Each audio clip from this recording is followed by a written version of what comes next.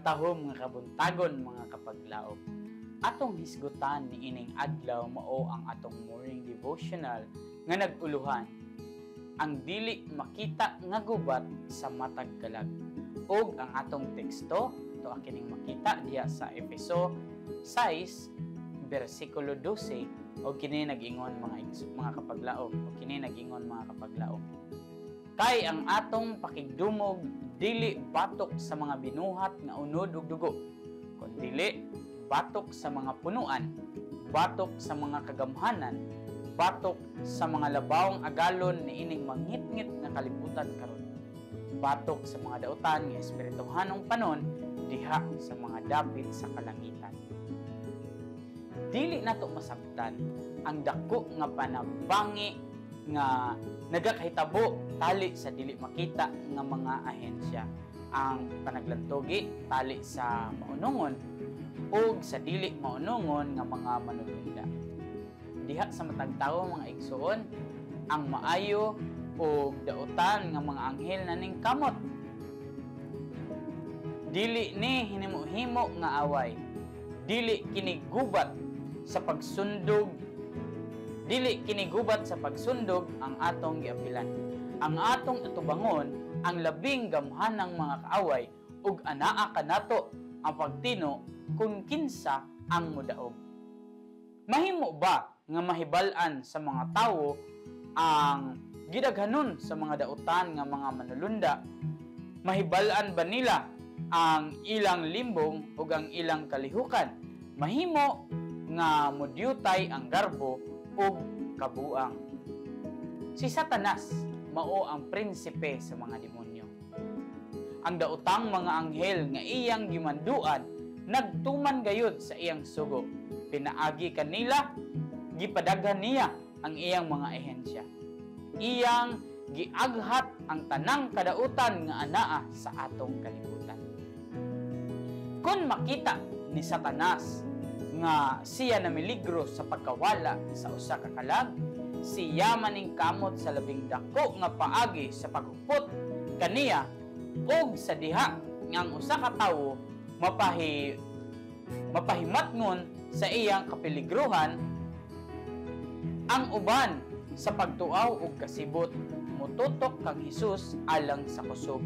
Si Satanas mahadlok nga siya mawad-an sa usa ka bihag ug siya motawag og suporta sa iyang mga manulunda aron aliran ang kabus nga kalag ug sa paghimo ug sa kaparil sa kangit-ngit palibot kaniya aron ang kahayag sa langit dili makaabot kaniya. Apan mga igsoon, kung ang usa nga anaa sa kapiligruhan mula hutay og diha sa iyang pagkawalay mahimo magatugyan ug sa iyang pagkawalay mahimo o magatugyan ang iyang kaugalingon sa mga mitero sa dugo ni Kristo, ang atong manluluwas maminaw sa tinuod nga pag-ampo sa pagtuo ug magapadala og tabang gikan sa iyang mga manulunda nga labaw ug kusog sa pagluwas kaniya.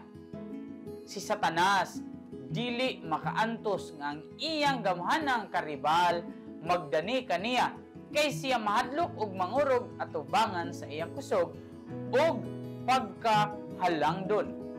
Sa tingog sa mainiton nga pag-ampo, ang tibuok panon ni Satanas magpangurog og sa diha nga ang mga manulunda ang labing gamhanan nga nabistihan sa mga hinagiban sa langit moabot aron sa pagtabang sa naluya ginalutos nga kalag. Si Satanas ug ang iyang panon moatras. Ang dako nga commander sa langit ug yuta nagpahuyang sa gahom mga igsoon ni Satanas. Sa palibot sa matag gisulayan nga kalag may mga manulunda sa Dios andam sa pagpataas sa sukdanan sa pagkamatarong kun ang gitintal magpakita lamang og espiritu sa pagsuko sa dautan. Ang matag usa mahimo nga magmadaugon. Si Kristo alang kanato musugakod sa labing bangis nga mga pagsulay sa kaaway. Magampo ta mga igsoon. Amahan nga balaan, dili kami matagbaw sa pagsampit sa imong ngalan tungod kay ikaw gayud amahan mo nga mong magbubuhat. Ikaw ang tig-protektar sa matag usa kanamo.